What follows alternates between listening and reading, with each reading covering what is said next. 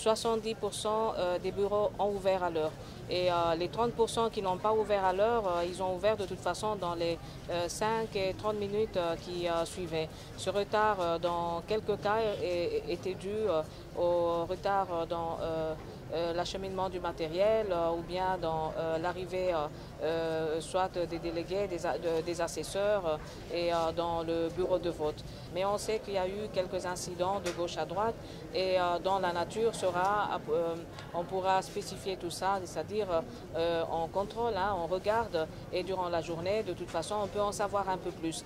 Et donc j'invite quand même à la prudence sur tout ça. On a pu obtenir un engagement de la part du Premier ministre à pouvoir ouvrir toutes les phases de la centralisation aux observateurs nationaux et internationaux. Quitte à nous maintenant de vérifier ça sur le terrain et aujourd'hui, dans les jours à venir, et voir qu'est-ce qui se passe exactement sur le terrain. Nous sommes dans un contexte compliqué, dans un contexte difficile où le rôle même des observateurs internationaux a été très important dans des cadres de concertation et où la situation pouvait changer d'une minute à l'autre. Vous savez que notre mission d'observation a comme priorité la transparence. On a travaillé sur la transparence et c'était justement pour attirer l'attention sur ce point bien précis, pour ce qui concernait la distribution des cartes, pour ce qui concernait aussi la question du fichier, pour ce qui concernait la procuration. Mais tout ça, c'est dans le cadre de la transparence.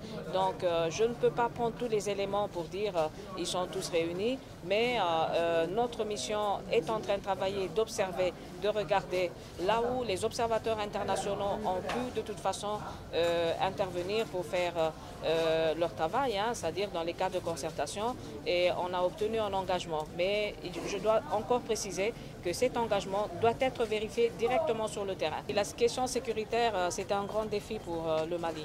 C'est un grand défi et je crois que même ces élections se passent dans un contexte assez compliqué.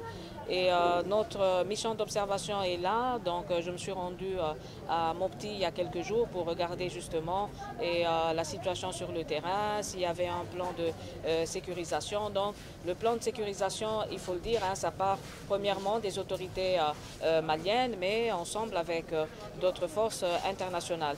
Donc en quelque sorte, je dois dire que c'est une question qui a été prise en charge et le plan de sécurisation, c'est justement pour essayer d'intervenir dans un contexte qui est assez compliqué.